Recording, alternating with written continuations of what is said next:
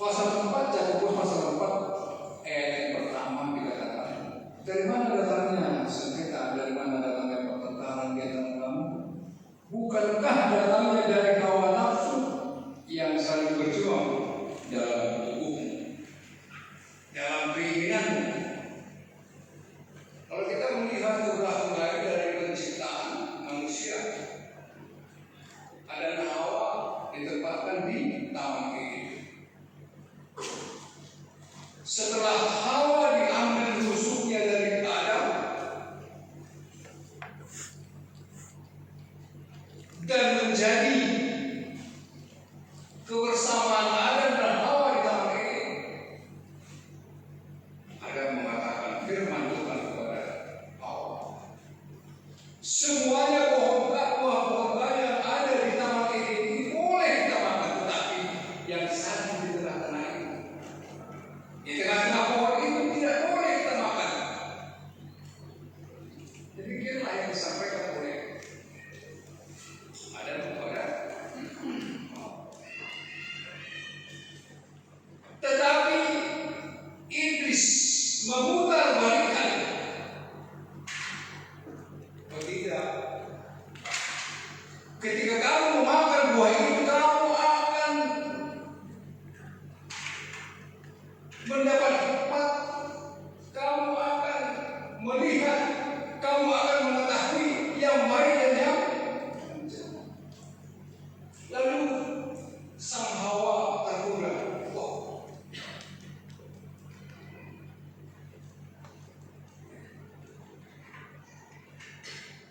Ini rupanya hal yang penting.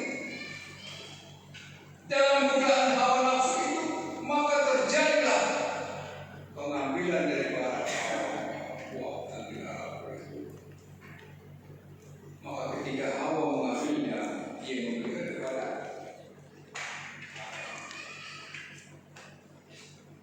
Tuhan. Mengetahui apa gerak-gerik apa yang diperbuat oleh Adam dan Hawa. Tuhan mengetahui apa yang telah dikerjakan oleh Hawa, bahwa ia sudah tergoda. Hawa nafsu ingin-ingingan yang dikatakan oleh iblis sehingga melawan perintah Allah. Akhirnya mereka mengetahui yang baik dan yang jahat jika telah memakan buah yang dilarang. Bapak Ibu, saudara sekalian yang seiman dalam nama Tuhan kita Yesus Kristus, jatuhnya Adam dan Hawa ke dalam dosa, maka mereka keluar dari tanah. Mereka mencoba bersembunyi, tapi Allah tahu apa yang mereka perbuat.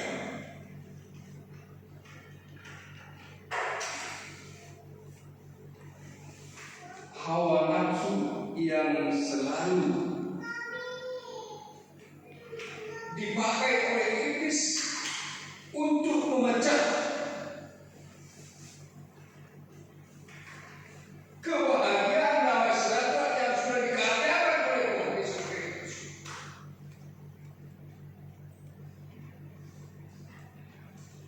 Ini yang ditekankan oleh Yakobus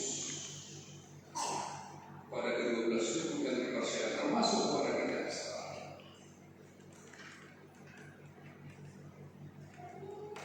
Lalu dikatakan, kamu mungkin sesuatu tapi kamu tidak memperoleh, lalu kamu membunuh, kamu iri hati tetapi kamu tidak mencapai tujuan, lalu kamu bertengkar dan kamu berkelahi. Kamu tidak memperoleh apa-apa karena kamu tidak berdoa. Karena kamu tidak berdoa. Orang yang berdoa bekerja sama itu. Ketika kita merancangkan suatu program, kita harus dimulai. Ketika kita mengerjakan sesuatu dan telah mengakhiri segala sesuatu,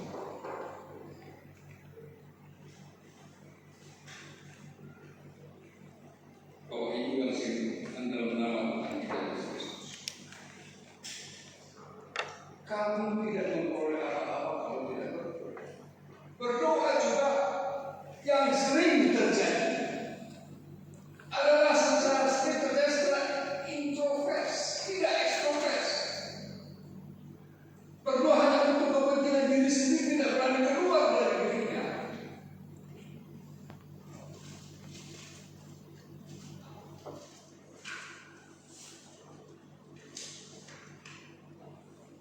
The Apostolic Preaching of the Cross, dan beliau menulis 7 perkataan Tuhan Yesus di kayu salib.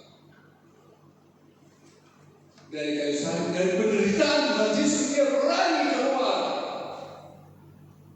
Bapak ampunkan dosa mereka karena mereka tidak tahu apa yang mereka. Lalu yang sebelah kanannya mengatakan, ingatlah Tuhan kalau engkau sampai nanti pada kerajaan.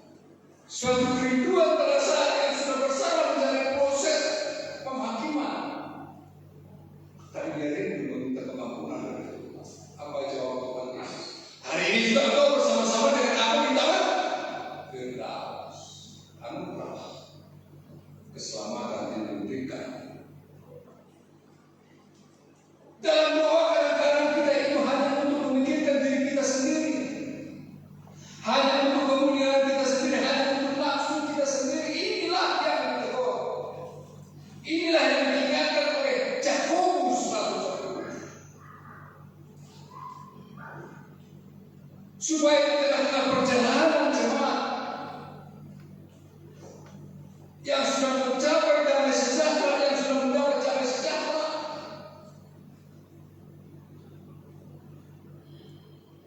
sebab rencana Tuhan bukanlah rencana kecelakaan, tapi rencana damai sejahtera.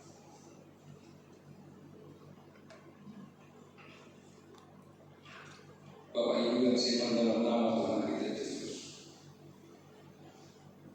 Tuhan Yesus dalam penyembuhan apa yang dia lihat,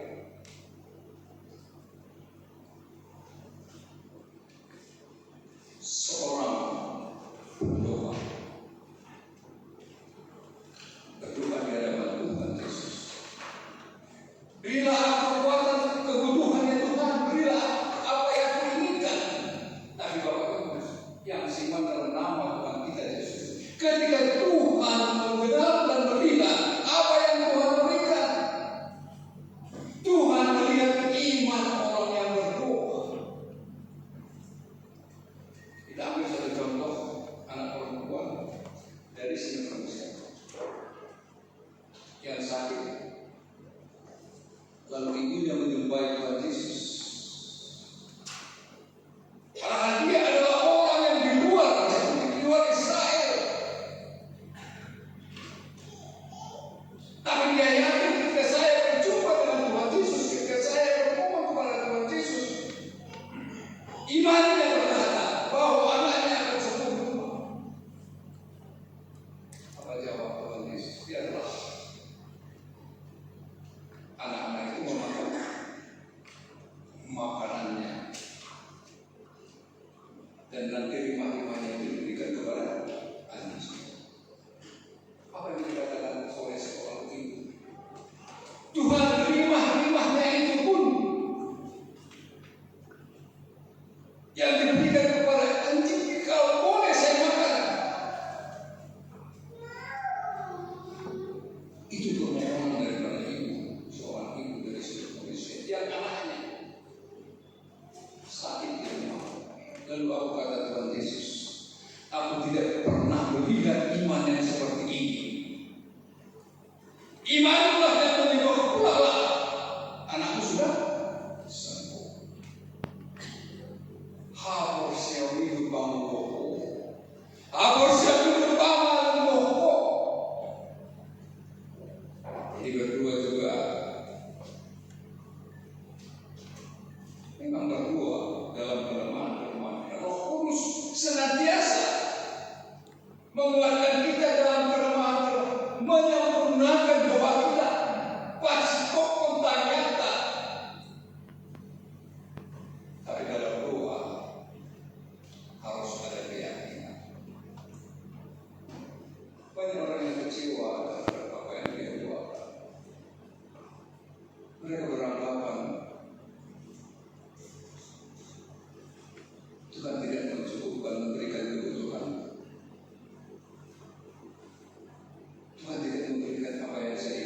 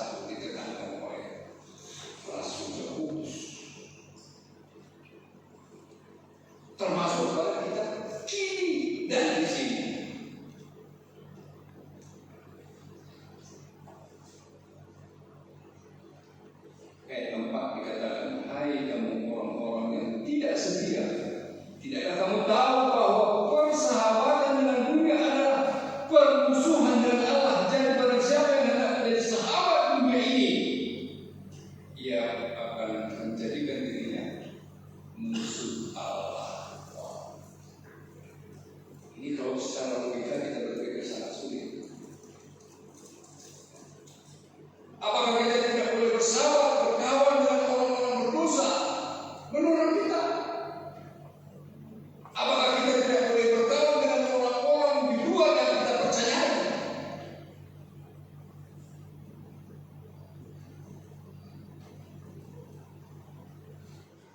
Yesus adalah sahabat yang sejati, yang selalu memberikan pengampunan, yang selalu memberikan damai sejahtera. Kalau kita sebelum mendengarkan firman Tuhan, pengkhotbah di sini, katakanlah mereka selalu berdoa, damai sejahtera Allah yang melampaui segala akal, itulah yang menguasai hati dan pikiran dalam Kristus Yesus Tuhan yang terus lama. Damai sejahtera Allah yang dikaruniakan oleh Tuhan Yesus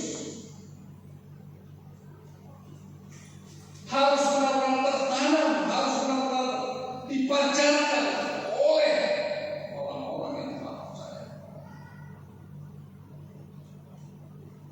Oleh karena itu, persahabatan dengan dunia adalah persahabatan dengan Allah.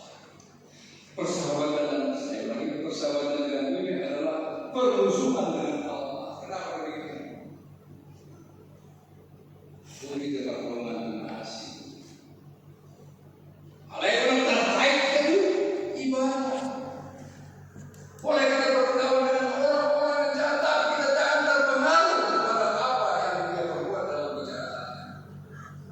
Hendaklah kita terpanggil untuk menyampaikan dalam damai sejahtera dan kesabaran kepadanya agar dia kembali kepada jalan yang benar.